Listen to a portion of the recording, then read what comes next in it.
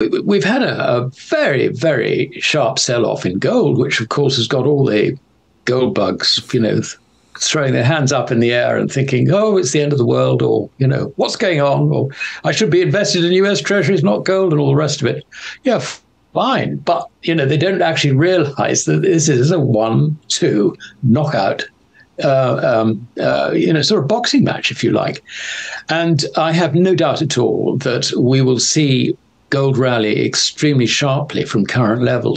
On Monday, gold extended its decline for a sixth consecutive session, hitting a near 7-month low of $1,828. Further losses brought it down to $1,817 on Tuesday, its lowest price since March 6th, when it dropped to a low of $1,814 before it soared above $2,000 and near all-time highs in May. The recent weakness in the metals market can be attributed to the strengthening of the dollar and higher U.S. rates, a situation experts warn will continue for much longer. According to Jim Wyckoff, a senior analyst at Kitco Metals, there is a reckoning that interest rates are going to be higher for much longer, which would mean that gold prices could drop below $1,800 in the near term. The key phrase in Wyckoff's assessment is "in the near term," a phrase Alasdair Macleod, prominent precious metals analyst and head of research at Goldmoney, strongly agrees with. According to Macleod, the current weakness in the metals market is not an indication of long or even mid-term price levels. The expert analyst is certain that the attractiveness of the dollar and US Treasuries is only going to last until investors really grasp that there is a massive fiat currency crisis looming, and the dollar, the world's reserve currency, is directly in the path of that brewing debt crisis. When the crisis begins to hit hard, Macleod is certain that the steady stream of money going into the dollars and the bond market will be promptly redirected into gold and other safe haven assets. With every passing day, the state of the U.S. economy bears more and more resemblance to previous periods of immense financial strain, such as the 2008 Great Financial Crisis, the 80s high inflation, high interest rate environment, and perhaps even the late 1920s before the Great Depression. But things could get much worse this time because of the insane amount of leverage in the system. By rushing toward dollars, investors are betting on the success of a failing system. And when it goes down, it's going to take a lot of people down with it. We will now bring you clips of Macleod's recent interview with SOAR Financially as he describes the current situation in the gold market and why it is absolutely important to disregard short-term price movements. Please watch, share, and like this video. Also, ensure you drop your comments below, subscribe to the channel, and turn on post notifications for more videos like this. Thanks for watching. If you look at the run-up to any crisis in our fiat currency world, the first thing that the hot money does is it just gets the hell out of what it's in and gets into dollars, because that is safety. That is perceived to be safety. That's always the first thing that happens. Then there's a sort of second thing that happens. You get the crisis. I mean, we see rising interest rates. I have no doubt that this is creating problems in the commercial property scene. With loans are going to be defaulting. You've got bonds on bank balance sheets in America, which they reckon are something like coming towards $1 trillion of losses now, et cetera, et cetera, et cetera. So there is a crisis. Now, when people begin to recognize the crisis, is at that stage that they get out of the dollar and get into gold. And you see this very, very clearly if you look at what the gold price did over the course of the 2007 to 2012 period. Ahead of the Lehman crisis, gold peaked at around about $1,000. It started coming off as the property crisis was beginning to unwind.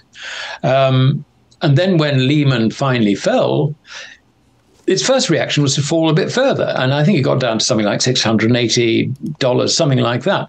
And then from there, it soared. And it soared so that by September 2011, it was trading at over 1920. So, this is what we're seeing today. What I'm trying to say is that this is perfectly normal. We have a situation where initially people fly into fiat currency, the number one fiat currency, the king of fiat currencies, which is the dollar. And then when the crisis hits, they realize that actually where they should be is in gold. In other words, out of credit. You've got to get out of credit. When the crisis hits, just get out of credit. Because it's not that gold is going up, Kai. It is that the fiat currencies, in terms of their purchasing power, are going down. And where that is measured in commodities, the representative of all those commodities, including energy, which we're already seeing go up, is, of course, gold. So gold, I'm not factoring any increase in the purchasing power of gold in at this stage. That, I think, happens later on.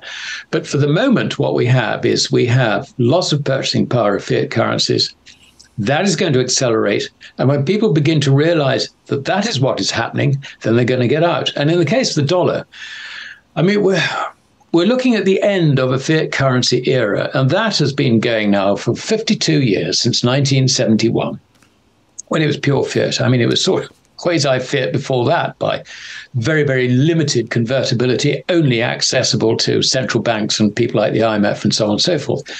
So this is the end of a very long process, during which time an awful lot of dollar credit has been produced. As to a point, I think a lot of people, misunderstand the relationship between interest rates and gold. Gold has got to have the same sort of interest rate as fiat currencies, and if it gets too stretched, then the opportunity cost of being out of fiat currencies is going to impact on the gold price. I mean, that is probably true when you don't have anything like a financial crisis.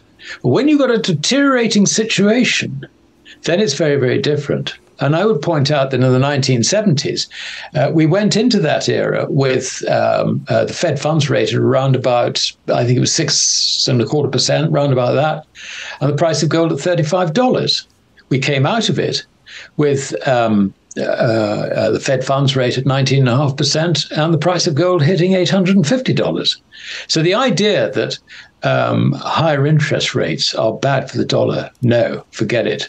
It's all part and parcel of the deterioration of the purchasing power of fiat currencies. And as soon as people actually begin to realize that, that gold begins to reflect the fear of the loss of purchasing power of a fiat currency. It happened in the 70s, and it's going to happen again. Everyone flocks to dollars at first, putting a lot of pressure on precious metals. Then, when they realize what's really happening, they rush out with as much intensity as they rushed in, and gold really begins to take off. This is why Macleod says you must disregard short-term price movements and view gold not as an investment, but as an important tool to help you get out of credit and safely away from the brewing debt crisis. During his interview, Macleod also shares some tidbits on recent developments within the BRICS alliance and things to look forward to as the presidency of the alliance shifts to Russia, a strong advocate of the return of the gold standard. Let's hear what Macleod has to say on the issue. Well, I mean, we were actually told by the Russians, and we were told by Lavrov even in January last, that a new trade settlement currency would be on the agenda. I mean, the way he put it is that we can't keep on taking in rupees, which to us are completely worthless because they can't trade them out. Then you had the statement via RT, which obviously was officially sanctioned, that a new go-back trade settlement currency would be on the agenda. It wasn't on the agenda at the end of the day, and I think the reasons for that are really quite simple. India and China thought it was, it was too soon to do something like that. In the case of India, India is effectively Keynesian in its approach. Just to give you a clue, the Bank of England has been, for a long time, the sort of chief advisor, if you like, to the Reserve Bank of India when it comes to appointing its governor.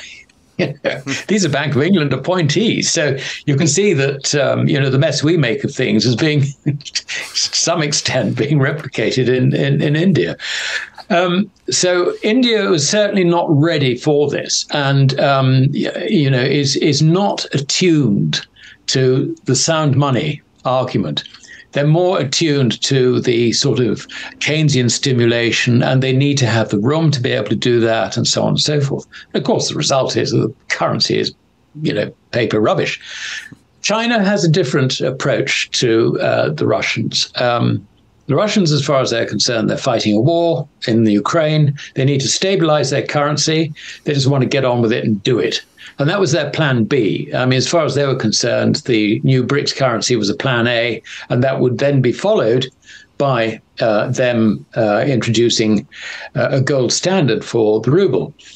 But China takes the long view. I mean, she says, well, you know, we've been around for 2,500 years, or is it more since Confucius was around, who we still respect? I mean, you want to find the Chinese spies around the world, just go to the Confucius Institute. So, you know, they've been around a long time. They don't do things in a hurry. And, you know, the sort of Sun Tzu approach is let everybody else make the mistakes, and then we will consider our position. And that's basically what they're doing. So it was a bit premature as far as Russia was concerned, I think, to introduce this. But they managed to get some new members into BRICS, which was good. And not only that, but Russia will assume the presidency of BRICS in January. So I think we can expect further moves on this front in the new year. So that's roughly where the BRICS story, I think, started and ended. It hasn't, I mean, obviously it's going to evolve. My view is that the Shanghai Cooperation Organization, virtually everybody involved with the Shanghai Cooperation Organization attended the Johannesburg summit. So I think that there is a vague plan in the background to merge the two entities. And that would make an awful lot of sense, because that's, you know, sort of rather like NATO, you know, protects its members. That would, you know, ensure that everybody is sort of doing the same thing, all, you know, it's a complete alliance and so on and so forth. And it just makes it a bit harder for us in the West to attack what's now being called the Global South, which is essentially, you know, the wider Asian, African and South American sort of BRICS, Shanghai Cooperation Organization entity, which is now, I mean, it's something like 64% of global GDP, 70% of the world's population. I mean, you know, we're small players now in all this. We may be very powerful players, and we may be up our own backsides in terms of our own importance. But, you know, the fact is there is a far bigger world out there evolving, and we're going to have to live with it. On Tuesday, the 10-year Treasury yield, a benchmark for mortgage rates, surged to 4.8%, its highest level since 2007. The 30-year Treasury yield also rose as high as 4.924%, another 16-year high. This continues to put pressure on non-interest-paying assets like metals. On Monday, silver briefly slipped below $21, its lowest price since March. Platinum is down to its lowest level in a year, while palladium has hit its lowest price since November 2018. Rising bond prices might make the government debt instruments more attractive in the short term, but it is not without complications and consequences. Bond yields determine governments' funding costs, so the longer they stay high, the more interest governments have to pay to service their debts. Higher for longer bond rates will also put a lot of pressure on banks, which are already sitting on hundreds of billions of unrealized losses. It will also spread into the real estate industry, and the longer the situation persists, the more sectors it will negatively impact. Please share your thoughts on the video and Macleod's insistence that current price movements are only a temporary thing for precious metals like gold and silver. Also, ensure you smash the like button, subscribe to the channel, and turn on the notifications bell for more videos. Thanks for watching.